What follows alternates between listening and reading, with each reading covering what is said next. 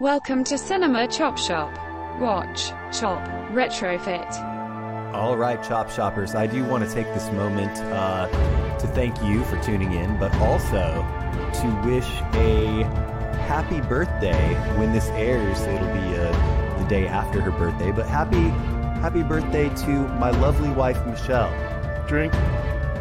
And when this airs, tomorrow will be our anniversary. So happy anniversary to my lovely wife, Michelle. Drink again.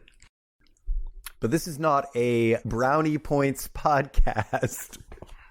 Welcome to Season 10, Episode 7 of Cinema Chop Shop. This is a movie podcast that concedes that remakes are going to happen. So why shouldn't movie buffs, Like us. decide who is recast in those iconic roles?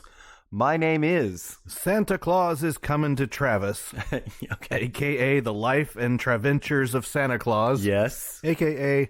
Trav Frost. I like it. And I'm joined here in the shop by my co-host and co-producer, Mad Shonster Party? Question mark? Why is there a question mark I in never that? understood that. A.K.A. the Shongiest man in town. A.K.A. the year without a Santa Claus. And we are not joined by the regulator again tonight, but I will obligatorily read her nicknames. Oh, nice. Here comes Peter Cottonshell, a.k.a. Pinocchio's Christmas, a.k.a. The Wind in the Cellos. Nice. Further description of the show, the tagline says, watch, chop, retrofit, because essentially that's what we do here. We watch older movies, sometimes classic films with iconic actors, and then we retrofit them by tweaking the design with new parts. Quick disclaimer though, we're not actually in favor of the remake, reboot, sequel-dependent cinematic culture. You kids are under arrest. This is more of an exercise in satire and irony. We try to be funny. And sometimes we succeed. All right, that's going to bring us into our first segment for the evening, which is movie news. And this is where, throughout the Christmas break, we try to pay attention. The Christmas break is just beginning, you guys, but we try to pay attention to stories that pertain to the world of cinema, to remakes, and things that we think you, the Chop Shoppers, might like to find in your stocking. Oh, good one. And so, unfortunately, we do have to start it off with an R.I.P. Rest in peace and rest in power to Michael Nesmith, the Quiet Monkey. He was one of the members of the band The Monkees, and he has passed away at the age of 78. And from the New York Times, he shot to fame as a member of a made-for-TV rock group, but denied that he was the group's only, quote, real musician. He went on to co-create some of what became the first music videos. Also, he was a producer on films such as... Repo Man, also Tapeheads. I think that's an underrated classic right there.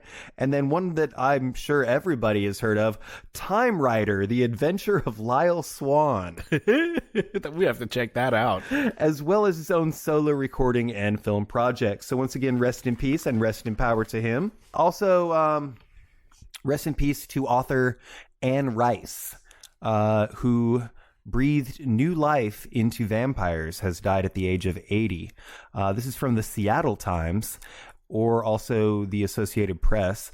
Anne Rice, the novelist whose lush, best-selling Gothic tales, including Interview with the Vampire, reinvented the blood-drinking immortals as tragic antiheroes, has died. She was 80. She died Saturday due to complications from a stroke. Her son, Christopher Rice, announced on her Facebook page and his Twitter page.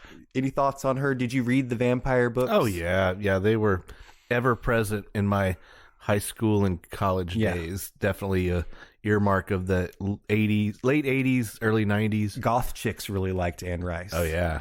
If you want to get eyeliner on your face. So, rest in peace and rest in power to Anne Rice. Next, Ted Lasso, apropos of nothing, gets even more wholesome with a Rankin and Bass inspired Christmas special. Are you excited about this? Yeah, I need to check it out. Has it come out yet? I don't know. I was going to ask you the same thing. Yeah, I'm going to dig around and see if we can find that. I'm going to have to find a friend who has Apple TV.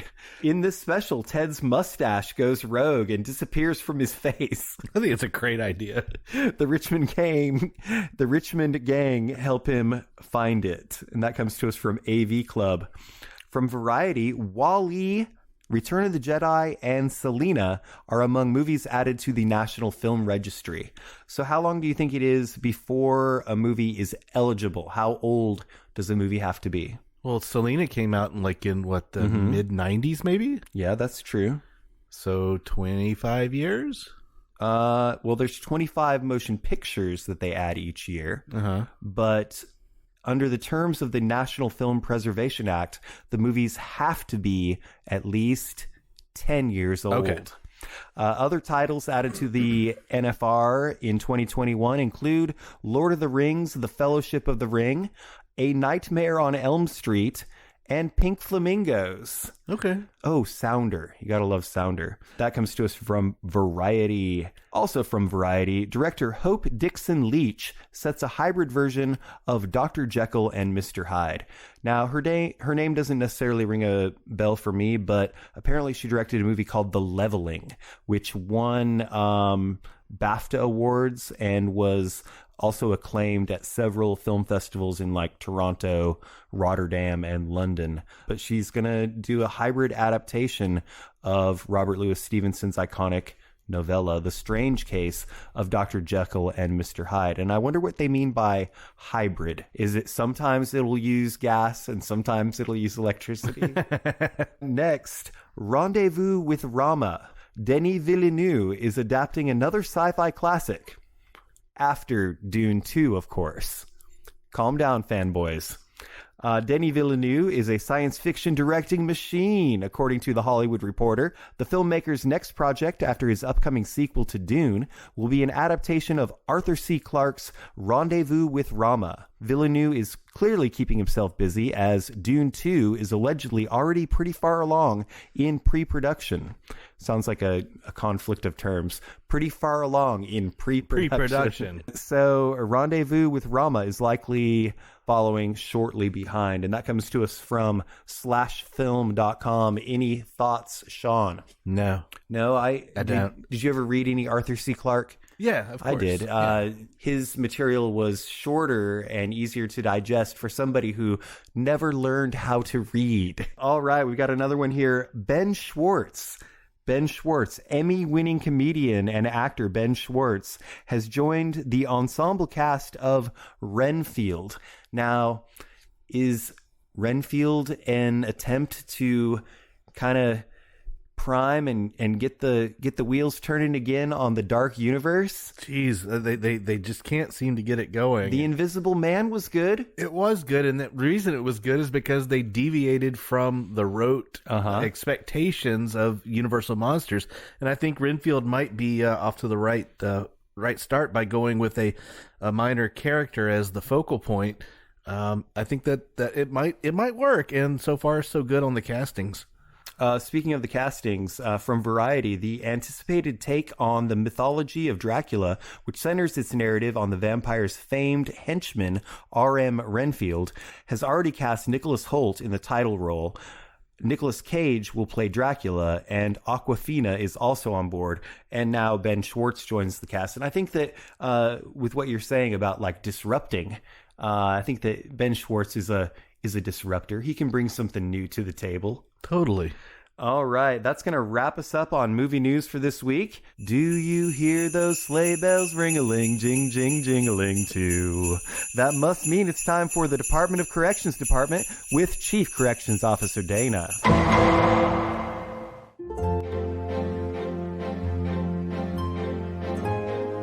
Hiya, Chop Shoppers. Chevy Chase and Bill Murray did have a beef, and they even got into a physical altercation when Chevy hosted Saturday Night Live in 1978. But after Harold Ramis cast them both in Caddyshack, they were able to get over their differences after filming their one scene together at Carl's place. There are probably a lot of pineapples outside people's homes in South Carolina, but if you see one upside down, that means someone's looking to swing. Kirsten Dunst and Jesse Plemons aren't quite married yet. I wasn't able to find any information on Dennis Quaid having Parkinson's, but if he does have it, it'll probably add authenticity to his portrayal of Ronald Reagan. I'll see it, please. That's all I've got. See y'all next week, see? Thank you, Dana, for that. We do appreciate it. And I just want to know who smuggled out the secret of the pineapples. And that will close the doors on the Department of Corrections department for this week. Bringing us to the theme of the episode, Sean. Have you noticed that, like, a week or so before Christmas, people start to put out their inflatable yard decorations? You'll see some characters out there. You'll see some snowmen. You'll see some Santa Clauses, some reindeer. In the time between when they put them in the yard and the time that they actually inflate them, it looks like a Rankin and Bass drive-by happened.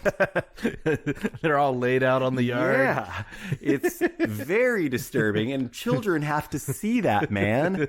Oh no, Santa! So that is going to be the theme of the episode in honor of the upcoming Christmas holiday, and whatever holiday you celebrate this time of year, we're going to be talking about Rankin and Bass holiday specials. Right? Totally. That's the theme of the episode. And before we get started, we do have a beer check-in. We're going to start early. Yeah, and this might not be a new one for us because it seems like every year around this time we dig into the vault and we pull out a vintage from Bourbon County, the Imperial Stout, and it's produced by Goose Island of Misfit Toys.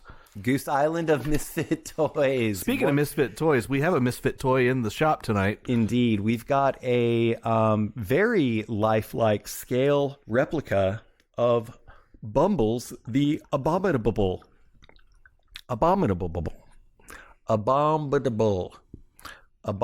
Snowman. I can say it. Abominable Snowman. So this is a 2016, so we're now 5 years old on this vintage. And it's absolutely delicious. Ooh. Tasty. Lots of dark fruit notes. Plum. I get plum. Plum, yeah.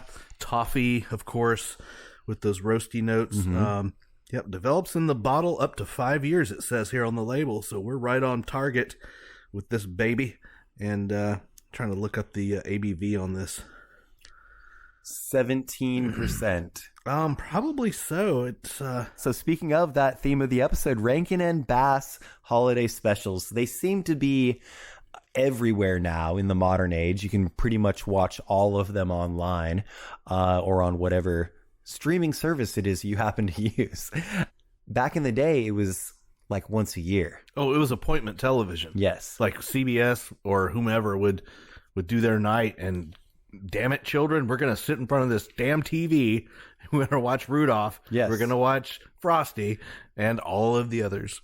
Almost every year they came out with a new, a new holiday special, or there was a new thing coming out from Rankin and Bass Animated Entertainment, founded and formerly known as Videocraft International, as we established last week on our Just for Fun trivia question, was an American production company located in New York. It was founded by Arthur Rankin Jr. and Jules Bass on September 14th, 1960. The majority of Rankin and Bass work, including all of their, quote, animagic stop-motion productions. Can you speak to that a little bit? Animagic. It's kind of what they were well known for. Obviously working with miniatures, very puppet-like, but it wasn't a puppet show. And it was very much a signature kind of element for them. And I've got here that they were well known for it, but they were created in Tokyo, Japan. Throughout the 1960s, the Animagic productions were headed by Japanese stop-motion animator Tadahito Mochinaga at his studio, MOM Productions, and he was credited for his supervision as Tad Mochinaga. And Rankin and Bass traditional animation output was done by several animation studios such as Toei Animation, Aiken, and also Mushi Productions, and especially Topcraft. I think we've heard of Topcraft before. One of these studios was staffed by one of the legends of Japanese animation Hayao Miyazaki, who would go on to form Studio Ghibli. In addition to the, quote, name talent that provided the narration for the specials, Rankin & Bass had its own company of voice actors. They had their stable of reindeer, if you will. For the studio's early work, this group was based in Toronto, Ontario, where recording and supervision was done by veteran CBC announcer Bernard Cowan. The Canadian group included actors such as Paul Soles, Larry D. Mann, and Paul Kligman. Maury Laws served as the musical director for most, if not all, of the animated films and television programs. Romeo Muller was another consistent contributor, serving as screenwriter for many of the Rankin Bass best-known productions, including Rudolph the Red-Nosed Reindeer, The Little Drummer Boy, and Frosty the Snowman. All of their holiday specials, which don't just include Christmas specials. There's a bunch of like Easter stuff and Peter Cottontail and various other things that I guess we'll get into as we proceed. But that's going to be the theme of this very special holiday episode. And shall we go ahead and proceed with the next segment, sir? Yeah. Segment, sure, sir. I see the Bourbon County's already worked its magic. Is there actually a county called Bourbon, and can we go there? So the next segment is the Midnight Double Feature, and this is where we give it considerable forethought and decide ahead of time on two movies that we feel are within the bounds of this assignment for the week and are related to our subject of the week, and that we would recommend as a double feature viewing. And are you going to go first? Yeah, I'll go first. Give me what you got. All right, so I'm not doing any movies for my double feature, but I'm going to talk about Rankin & Bass's long-lasting influence on a lot of creative talents and presentations and productions. I think probably today the most consistent and ever-present would be Robot Chicken.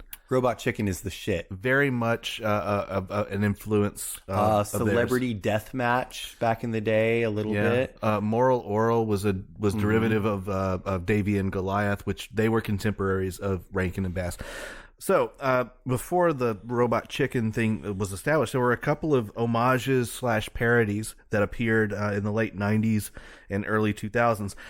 First one I'm going to talk about is from Mad TV. Yes. Raging Rudolph. I remember this. This is a spoof of Raging Bull, Goodfellas. Yes. So you've got Rudolph as kind of a mafioso type character. It's so weird that you're talking about Mad TV. I was just thinking about Mad TV today. It's like when you think about a play shrimp.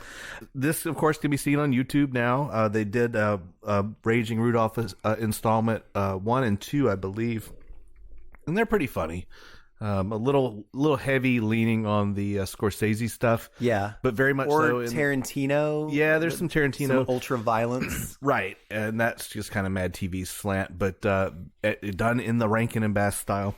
And I'm pairing with that from season 27 in 2001 on Saturday Night Live. TV Funhouse did The Narrator That Ruined Christmas. And this is based on the narrator of the Rudolph tale. TV Funhouse, as in Robert Smigel? Robert Smigel, the ambiguously gay duo, yes. all those. They did their own stop motion Rankin and Bass style sketch, and it's about the narrator who is depressed over 9/11 and the terror attacks on the Twin Towers. Oh, shit. And he just can't get excited for the Rudolph special this year, so he takes the children who are watching at home to visit Ground Zero. And it's pretty biting satire, and considering it was only weeks after 9/11 happened, pretty fresh wound that they were picking at. So I forgot that even aired, but in terms of being very close to the Rankin and Bass style, and in terms of production quality, this one really nails it. So if you haven't ever seen either one of these, I would say look them up on YouTube. It's worth checking out. I love it. So the first year that we moved to South Carolina was 1996, and we moved into a house in the lovely little hamlet of Oakway, and the house had cable already. We weren't paying for it. I specifically remember my parents saying, we're not paying for it. And so I got to watch cable TV for like the first time at home. And it was the same year that Mad TV debuted, if I'm not mistaken, 1996. That's probably pretty close. And I fell in love with that show. I had already been a big fan of the magazine. Speaking of, we'll talk about that later. I do have a couple of Rankin and Bass productions, but they are not holiday themed unless you are a real big nerd or a Hobbit, because these are Tolkien movies.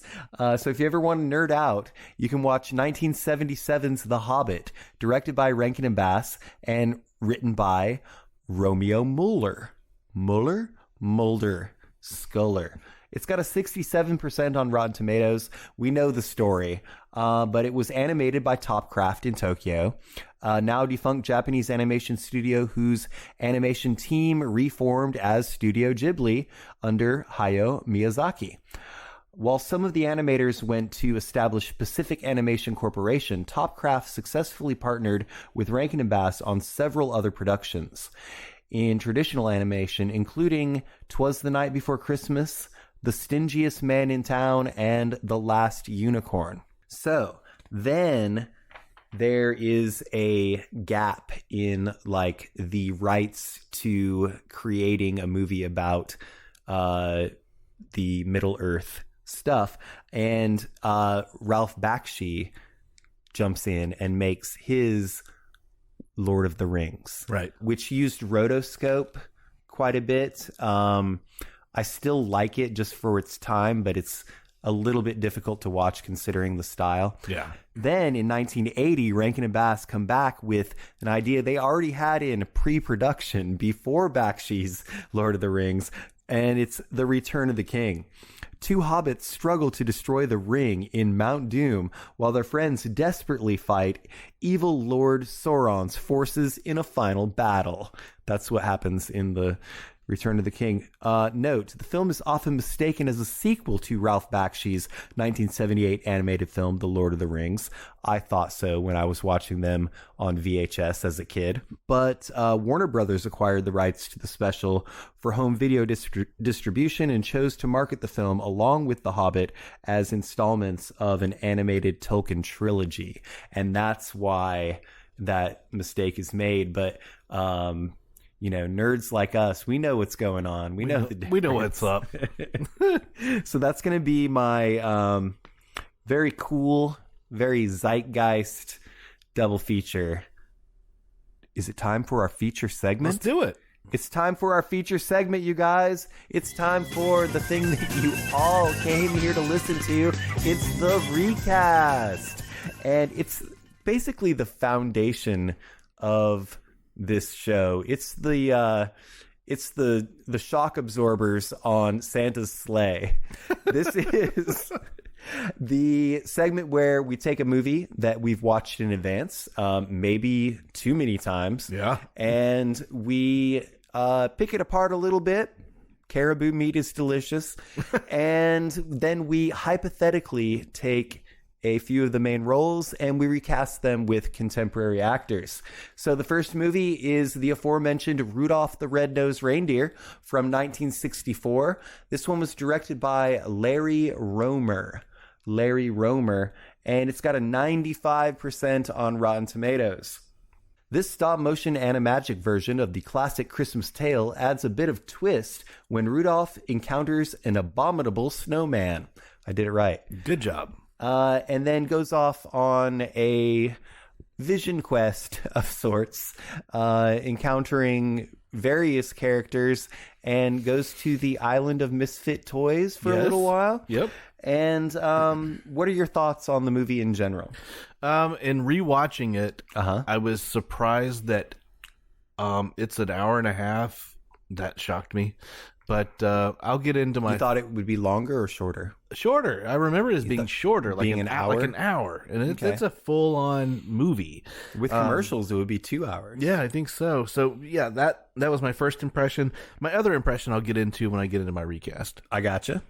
All right. Well, Speaking of recast, the roles that we're going to recast, and side note, I'm doing mine for this round as a live action remake. Okay. So these are going to be real people on camera playing the roles of Sam the Snowman, originally portrayed by Burl Ives, Rudolph, played by Billy Richards, Yukon Cornelius, performed by Larry Mann, and Hermie, the misfit elf, played by Paul Soles. So just to be perfectly clear, this is a stop-motion animation holiday classic, and the roles that we're recasting are voice actors. And I took the option of doing it as a live-action movie. What are you doing? I'm doing a straight-up remake using the Animagic style. Okay, perfect. All right, so who are you going with first for the narrator, Sam the Snowman? I'm going with an actor who is known for his voice. He is an alumnus of Saturday Night Live. You would know him from Suburgatory, as well as Rick and Morty. Yeah. I'm going with Chris Parnell. Yes, I love that. He shows up in some other things as well. He's all over the place. He gets Anchorman? work. Yeah. Isn't he an Anchorman? He gets great work. I love it. All right, well, my actor for the narrator, Sam the Snowman, is going to be playing this live action, and he's going to wear the little hat. He's going to have the scarf and everything. Maybe he grows a mustache. He's probably going to be directed by Wes Anderson because that's what he does these days. But he was also in Where the Buffalo Roam, The Fantastic Mr. Fox, Scrooged, and A Very Murray Christmas. I went with Bill Murray. Very nice. Bill Murray is going to be my Sam the Snowman, and he's going to narrate this thing. Okay. Next up, we've got the role of Rudolph, which the voice was a voice actor, an actor named Billy Richards. And who was your pick for the recast of this one, sir? All right, so Rudolph, essentially, much like the recent Pixar film Luca, is a film about accepting who you are, and even though other people may not recognize what you bring to the table, and can be viewed very much from the lens of kind of a closeted homosexual kind of persona. So with that in mind, I went with a hip-hop artist who is rather outgoing and flamboyant. I went with Lil Nas X. Lil Nas X is going to play Rudolph? Word. That's great. That's interesting. My actor is, I guess he's kind of a little bit effeminate, but he's mostly, he kind of looks like a deer. Well, Billy Mae Richards, by the way, is a female actress that voiced Rudolph. Okay. Yeah. Fair. This actor's 25 now, and I mean, he's kind of, what is it, nimble? What is it? Nimble? Agile? Agile like a deer. Or maybe he's awkward like a deer, like a young deer. Prancy? He's blitzeny. This actor was in the X-Men movies. He was in Slow West. He was in The Road, and he's in the recent The Power of the Dog. His name's Cody Smith McPhee. Okay, yeah. Cody, recently recast, I believe. We talked about him, or I talked about that movie, but Cody Smith McPhee, doesn't he just look like Rudolph the Red-Nosed Reindeer? Totally, I can buy that. Yeah, he's like a yearling. He's all legs. Next, we've got... this is one of my favorite of the night, and I'm thinking about it as who would play this role in person, but I want to hear yours first. The role of Yukon Cornelius. Cornelius! He's packing heat the whole time. Yes. He's been living out on the edge of the Arctic. Who did you envision in this role? I went with an actor who has been in all kinds of things, including Freaks and Geeks. Yeah. For 2 weeks in a row, I'm sourcing Freaks and Geeks, by the way. I like that. Zach and Miri Make a Porno. I went with Seth Rogen. Seth Rogen was on my short list. Yeah. He was on the shopping list. Well, for my voice actor, I went with Seth Rogen. All right. I like it. So I went live action, of course. I went with a man who is 51 now. He can do live action or voiceover work because he's done both to great acclaim. He was in the Lego movie. He was in Sing. He's in The Great North. He's also in Hearts Beat Loud and Parks and Rec. His name is... Oh, wait. He was also in Megan Mullally. He's Nick Offerman. Nick Offerman was my second choice. So he's wearing a pink pussy hat. That's awesome. It's perfect, right? Yeah. I think he actually is Yukon Cornelius. I think he is too. I think that he was born. He popped out with a full beard and asked for a medium rare steak. And the Rankin and Bass were there for some reason. And they were like, perfect. Yeah. I knew what we needed for this this character. That's you. Incidentally, I'm reading his latest book where the deer and antelope play. And Rudolph is a reindeer. Yeah, well, and that book was gifted to me by our very own Chelsea. What do we got next? Hermie, the misfit elf. And he's a bit naive. He's got a thing for teeth. Yeah, he does. We should have a battle royale between dentists, between like him and the dentist from Little Shop of Horrors. Paul Soles played Hermie, one of the stable of actors that worked in a lot of these Rankin and Bass movies. And Sean, who was your choice? I went with for Hermie. Well, I went with the voice actor. You talk about being like part of the stock actors, the pool of actors. I'm with a voice actor who plays a lot of roles within many of his and Dan Harmon's productions. I went with Justin Roiland. Yes.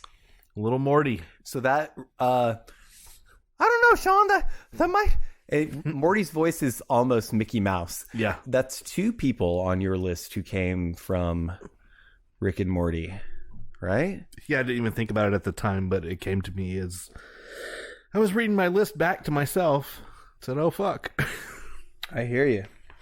Yeah, it happens. My Hermie is 13 now. He's in, or going to be in, Goodnight Mommy, which is a remake of the 2014 Austrian film because he is a twin. He and his twin brother are going to be in it. He was also in Big Little Lies and a planned 2022 remake of Salem's Lot. Boo. His name is Nicholas Crovetti. Nicholas Crovetti. Oh, he looks like little Hermie. He does. He looks like Hermie. And he looks a little bit less evil than his twin brother, so I picked him. Okay, there you go. There's always one. One of the twins is always evil. All right, so Rudolph the Red-Nosed Reindeer, he had a very shiny nose. You could even say it glowed. But what did you think of the movie? It's great. It's a good tale. Don't judge a book by its cover. I think that it definitely does not need to be remade, but they probably will. Of course. All right. With that, we're going to head into intermission, but not before we say... Let's all go to the lobby. Let's all go to the lobby. Let's all go to the lobby and get ourselves some snow cones, gingerbread men, and candy canes. And for those of you just tuning in, you're listening to the Chop Shop Morning Zoo on WCCS 85.5 FM, The Shop, with Travisito, the Brew Boss, and me, Chelsea, the Regulator, where we'll be breaking down the recast of your precious childhood movies. All morning long! And if you can't listen on your toilet or in your car, just search for Cinema Chop Shop on Podbean.com. And it came to pass that the Lord Pod saith unto the Chop Shoppers to go forth, to rate, to review, and to subscribe to Cinema Chop Shop on all of your social media and your podcaster apps. Now it's about time for the holy sacrament of a beer check-in. You too can follow the path to Cinema Chop Shop on Untappd. That's UNTAPPD. Everyone, hallelujah! Praise Jesus! Amen.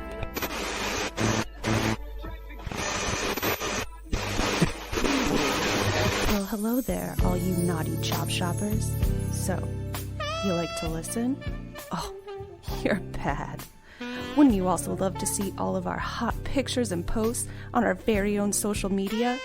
Just search for Cinema Chop Shop on Facebook, Twitter, and Instagram if you think you can handle it. This weekend on CCS Wrestling. Woo! If you miss this event, you suck! Woo! It'll be the ultimate recasting extravaganza you have ever seen between the challenger, Trontastic Ron! I'm gonna rip his face off! Woo! and the defending champ, Little Thanos, you ain't got nothing, brother. I can't stop saying woo! It's an actual medical condition. So if you've got a problem with that, we'll see you in Gmail, where you can send us comments, corrections, concerns, and complaints. That's cinemachopshop@gmail.com.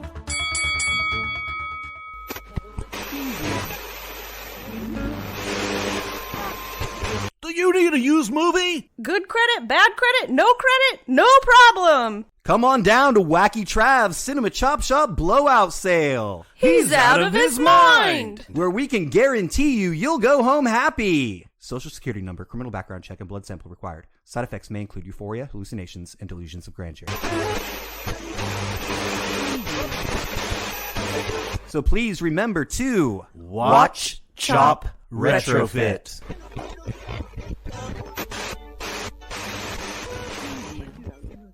All right, welcome back, Chop Shoppers. Thank you for bearing with us during intermission. We just had a snowball fight, and I won. And so, Sean, when we come back from intermission, what do we like to do? We're going to do beer check-in. Beer check-in number 2, Chelsea. This is the second beer. Yeah, this is from Sycamore Brewing in Charlotte, and this is Special Brownies. Special Brownies. It's a chocolate. It's a chocolate stout, 7.3% alcohol. Oh, that's what's special about it, huh? I don't know what else they do. I don't know what else would be special about a brownie. And the can says suitable for aging, so I'm a little concerned that this might be a little hot. I think it means that it's suitable for people who are aging. Oh yeah, we've got a lot of little animated characters here. I'm trying to like capture the style. It's almost a little bit Hirschfelder in terms of the animated characters with the lines and the solid figures. Well, pour yourself some of this. I'm not going to spoil my reaction. Well, we are on the heels of that 2016 Bourbon County. So it's all good. This, to me, tastes a little bit watery. Yeah. And a little bit chalky. Okay. Yeah, I'm okay with it. Yeah. I'm going to keep those other I don't hate it. Yeah, I'm going to keep the other cans around. We probably should have done this one first. No, it's okay. We'll see what this one does in the year. We've got another Bourbon Good for County. aging. Yeah. We'll check in on a year from now and see how it does. While we enjoy that, we are going to get into our next segment, which is the rapidly ending 2021 movie marathon. We're getting very close to the end of the line here. I still haven't crossed it. You are well past. You're waiting for me in the green room. Do they have green rooms at marathons? I've got a big thing of Gatorade waiting for you. You're going to throw it on me? I'll let you drink it. Because I'm the coach. As of this recording, the 351st day of the year. And I'm on 359. All right, you're doing good. 359. I'm going to hit it and I'm going to forget it. So I'm on 382 after that, hitting it and forgetting it. My first one is called Beast. And this is one of those movies that was like an indie darling. It like did the festival circuit. It came on my radar, so I put it on my watch list and finally got around to actually watching it. And to me, it reminds me of the movie Kids. Okay. That we watch. It's a very cinema verite style. Think Kids for the social networking era, social media era. A little bit of the proclivity of gun violence that seems to be happening now. Gotcha. So that's a 2020 film, Beast. I'm not saying that it wasn't good. It just wasn't uplifting, and it wasn't a feel-good film. I got you there. Pertinent to the episode, we're I wanted to see some Rankin and Bass stuff that I had not seen before. Yes. And I've seen most of it, but one stood out to me, and you watched it as well, so feel free to jump in. This is from 1967. It's called Mad Monster Party. Mad Monster Party? So Why does it have a question? I don't know, but There's no explanation whatsoever. it's co-written by Harvey Kurtzman, Kurtzman of Mad Magazine fame. Also Playboy. He did a lot of stuff for Playboy. So automatically I'm interested because I want to know what the story is. And you've got Dr. Frankenstein Yes. inviting the monsters over for a get-together. All of the monsters. Speaking of the dark universe. Right. This was great.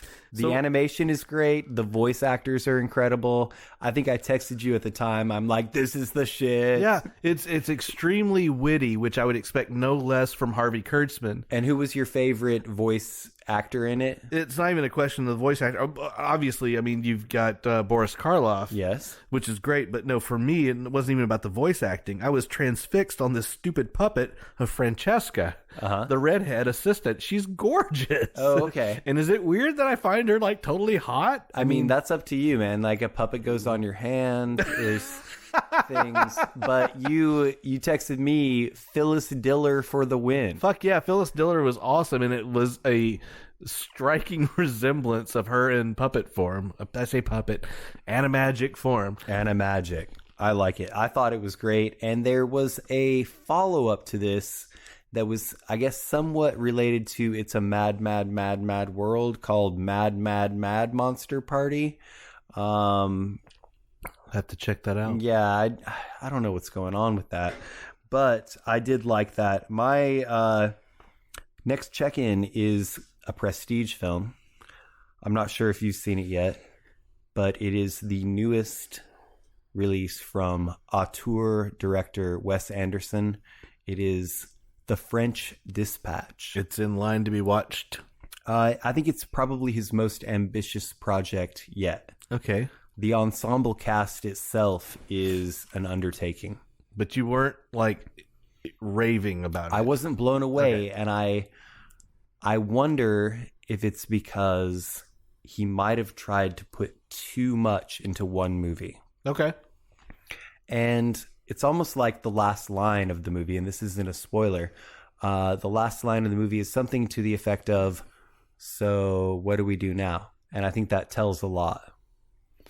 But that being said, I will watch anything the man puts out. I know. You know. Yes, you will. All right. So my next check-in the spirit of Christmas Yeah. is a Finnish film called Rare Exports, A Christmas Is it Tale. finished, though? It is finished. It is finished, and it is finished. Rare Exports, A Christmas All right, so Tale. you told me that you cannot celebrate Christmas until you've seen this movie. It's my new favorite Christmas film. This is on Hulu. Krampus has nothing on the OG Santa Claus. Okay. My new favorite Christmas movie. Give me a premise. One boy has it all figured out when children start going missing and livestock are found slaughtered in a small Finnish village. Oh, shit. There is a mining company that is mining on this giant mountain that's across the border from Finland. Mm-hmm. I guess, is that Russia? No. So they're mining away, and the financier behind it is convinced that the original Santa Claus is buried inside this mountain. What? And he has rules for all of his workers. No swearing, no smoking, Because you got to stay off the naughty list. always smile, and none of them observe it, and they all end up dead. So I think you stop there, right? I think you. I will go on. I will go just a little bit further and to say that the people of the small village near the mine. They're elves. No. They basically apprehend what was found in the mine, and they kind of have to sort things out. It's cool. It's cool. It's clever. A briefcase that glows gold. No, it's explained We fully. don't know why Marcellus Wallace. It's explained wants it. fully by the end. It's very clever, and you should check it out. It's on Hulu. I very much recommend it for your Christmas viewing. All right, so for my next check-in, it's going to be number 356, and it's called A Very Muppet Christmas. And this was released in 2002. And the reason that I'm mentioning this now is because you talked about a movie that dealt with 9/11. Okay. And the Twin Towers. And so this movie is basically it's kind of the Muppet Christmas Carol before the Muppet Christmas Carol or whatever. It's a very similar thing, but at one point an angel is showing Kermit the world if he had never been born. And in the background you see the Twin Towers. And even though it was filmed before 9/11, it came out after. Ooh. And it spawned the meme, Kermit did 9/11. Oh, wow.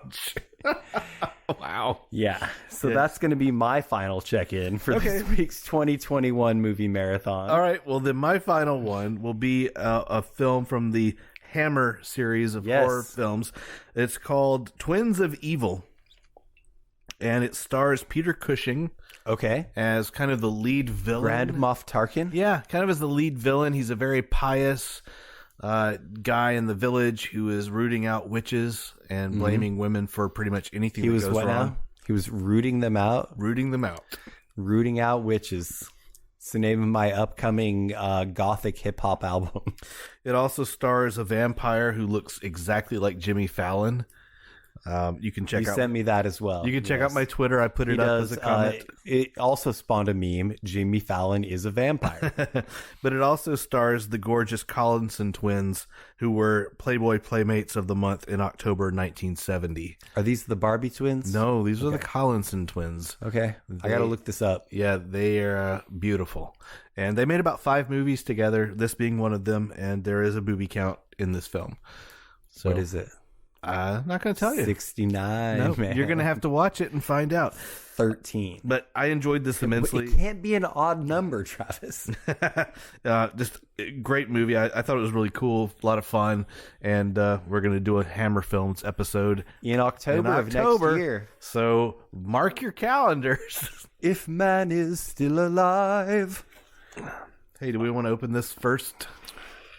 Is this the 2017 Coffee Stout? Coffee Stout. Am I right about the date? Oh, yeah. All right. Look at that. My eyes still work. I read it from here. The next thing we're going to do is another beer check-in. Please give us the name and social security number. So also from the Goose Island of Misfit Toys, it's Bourbon County's 2017 Coffee Stout. So this was the same as the original bourbon stout with coffee flavor added. Now, the only thing about these is that the coffee tends to die off over time. Die off over time is also a medication that you cannot take to get rid of COVID. But the coffee's still in the nose for sure. I think the coffee's still there. I can smell it. It's a lot better than the Sycamore. Yeah. These are made to age. The only thing about the coffee I think that would detract from this is that it tends to impart a little bit of an oiliness to the texture. The tongue feel. Mm-hmm. The mouth feel. But besides that, it's fine. You know, like all the connoisseurs say, the tongue feel. The tongue feel is a criteria that they use in pornography. That's true. I don't know how you know that, but I think it's time to bring us into our next segment. Yes. Is that right? Yes. It is The Recast Continued. Part 2. The Second Snow. For this one, we're talking about Frosty the Snowman. And it's from 1969. Yeah, all right. And it was written by Romeo Muller, directed by Rankin and Bass, and it's got a 73% on Rotten Tomatoes. A discarded magic top hat brings to life the snowman that a group of children made, until a magician, Professor Hinkle, wants it back, and the temperatures start to rise. Frosty will melt or no longer be a jolly soul. If the kids cannot get him away from Hinkle and warm weather, So he hops a train to the North Pole with young Karen. Sounds like you can't make this movie today. Come on, just hop on the train with me, little girl. And her name's Karen. Yeah. Okay, Karen. I need to speak to the manager. So quick note for this one, I'm doing voice actors. I'm doing it as a traditional stop motion animation, and my recasts are voice actors. I'm doing mine Pixar style. Okay. Interesting. So the roles that we're going to recast are Frosty, played by Jackie Vernon, or voiced by Jackie Vernon. We've got Jimmy Durante as the narrator.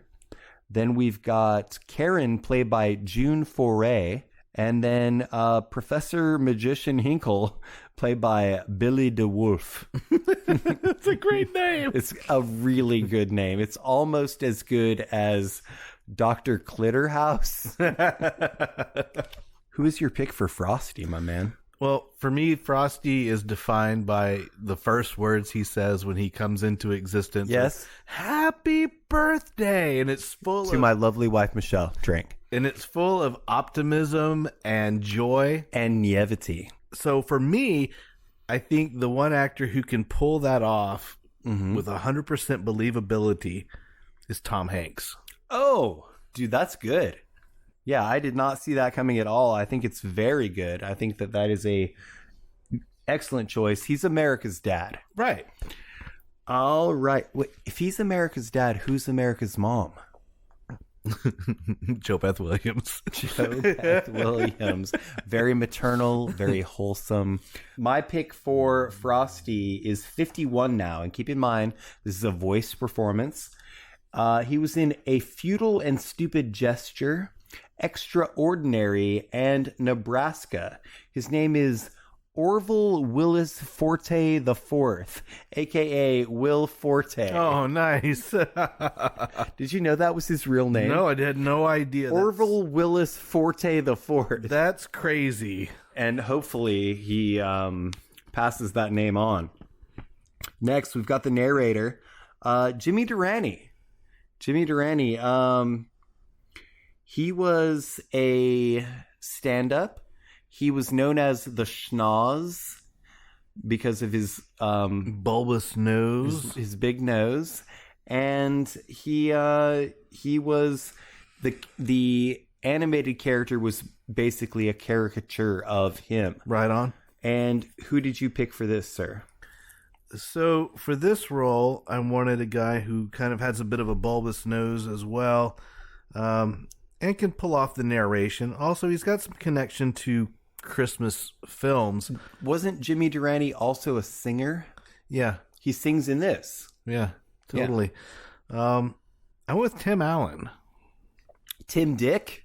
Tim Allen. His real name is Tim Dick. I know. Because I read that in his book called Don't Stand Too Close to a Naked Man. And I've never been to prison, but if I do, I know that all you have to do is a really good Elmer Fudd impression and nobody will rape you. He does have a connection to Christmas. Yeah. Yeah. The Santa Claus. I did like Home Improvement. I was a watcher of Home Improvement. Sometimes I refer to it as Tool Time. And my pick has nothing to do with that. He is a Jewishman. So he does have the schnoz. He is also a gregarious performer. He likes to sing. He loves to host. He's done voiceover work. He's 43 now. He was in Hotel Transylvania, Brigsby Bear, and Palm Springs. His name is Andy Samberg. Mm-hmm. Andy Samberg is going to be my host / narrator of this remake. I dig it. Of Frosty the Snowman. Did you know that technically there are 4 films in this series? About Frosty? Yeah, there's 2 made by Rankin and Bass, and then there's 3 more. I really just don't know if there's enough interest in Frosty. One of them was made by Lorne Michaels. Oh, okay. Hence Andy Samberg. Okay. My recast. Next, we've got Karen. Come on, Karen. Jeez, Karen. played by June Foray. And thoughts on the character? She's kind of altruistic. Yeah. A little too trusting by today's standards. Hop in the train. She was real quick to hop in that train. Yeah. It's like, what's going on at home, Karen? Yeah. Runaway. I went with an actress who has done quite a bit of voice work, but she's also done quite a bit of film work. She is kind of Chicago John Hughes film royalty. With Joan Cusack. Oh, I love Joan Cusack. Dude, you're just hitting me in the feelies right now. Right, well, it's the Christmas episode. Yeah, so. I love Joan Cusack so much. Her brother John Cusack is, as we've established, one of my favorite actors, but she shows up in a lot of his movies and a lot of other stuff where she is always completely offbeat. Is that the right term? She's an offbeat character, and I just identify with that so much, and I love her. That's a great pick. Well, I kind of went with the naive youngster who's just, gee golly, mister, we just gotta do this and make sure that everything works out okay. And so I went with an actress who is 41 now, same age as me. She was in Bridesmaids, The Secret Life of Pets, Smurfs, The Lost Village. Her name is Ellie Kemper. Nicely done, sir. Ellie Kemper is my pick for Karen. We got one more, right? Yep. Professor Hinkle, originally portrayed by the highly acclaimed, very well named Billy DeWolf. He was a character in Pulp Fiction, right? The Wolf. It takes 25 minutes to get there. I'll be there in 15. I don't have an age on him, but who is your pick? Well, you've got he's essentially like Snidely Whiplash in this movie. Yeah. He's kind of working against everybody and being selfish. But I'm with an actor who can be rather indignant. You know him from The Princess Bride. You would know him from My Dinner with Andre. Yep. I went with Wallace Shawn. Yeah. Oh, no, you didn't. So now I ask you, what was my theme? Okay, go through them real quick. In this Pixar movie. Give me your picks again. Tom Hanks. Yep. Tim Allen. Joan Cusack. Wallace Shawn. All right, so I know that Tom Hanks was a voice in the Polar Express. I know that I'm not going to get it. What was it? They're all voice actors from the Toy Story series. Oh, who's Wallace Shawn in that? The T-Rex. Perfect. As he should be. All right, well, my actor is coincidentally also 51. He was in BoJack Horseman, The Nut Job, Lego Batman, and Arrested Development. His name is Will Arnett. Lovely. Will Arnett is going to be the voice of Professor Magician Hinkle. All right. So all of that being said, Frosty the Snowman is the superior film in the Frosty series. I think that this was a great opportunity for a holiday episode. Fuck yeah, dude. And I loved going back and watching all of these holiday classics. I think I sent you a couple links to like YouTube playlists, and maybe we'll post some of those on the social media. For me, the big win of the week was getting to see Mad Monster Party, which I didn't even know existed. Me either. I did not. And they probably just made it and they retconned it so that they could hype the new Dark Universe from Universal for the Renfield movie. Yeah, Universal, get on this. Let's get the CGI. Did I imagine that Javier Bardem is going to play Frankenstein in a Bride of Frankenstein movie, or did that actually come across our desk? I don't know, but I did hear that Javier Bardem tried to back out of the Lucy and Ricky movie because he just didn't think it was going to be any good. Well, Nicole Kidman also tried to back out because she got so much backlash. People were saying that she didn't fit the part. And so I think I'm going to watch it. I have not seen it yet. I've heard differing opinions. He thinks, or I'm sorry, he doesn't think. He seems to me that he is affecting the voice and the mannerisms very well, but he doesn't necessarily look like Ricky Ricardo. Yeah, we'll see what pans out, but I'll reserve my judgment. Pan out. All right, with that, we're going to go ahead and wrap it up, right? Yeah, let's do it. We have a bonus segment, sir. Cool. It is a battle royale between some antagonists in the Rankin and Bass universe, the RBU, if you will. Nice. First, we've got Bumbles versus the Heat Miser versus Burgermeister Meisterburger versus the Winter Warlock. Oh my God, these are all great creations. Yes.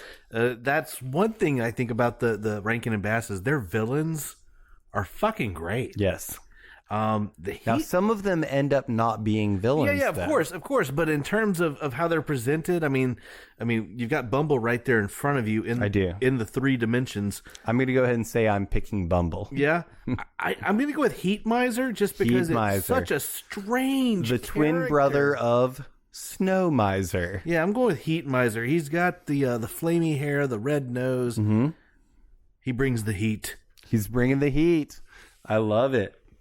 I want to go ahead and thank you, sir, once again for all of your engineering animagic that you do every week and all of the special things. And also, do you know what next week's episode is? It's my turn. It's Watch Party. Watch Party number 8 or whatever. Yeah, and we're going to do Santa Claus Conquers the Martians. Nailed it. Santa Claus Conquers the Martians.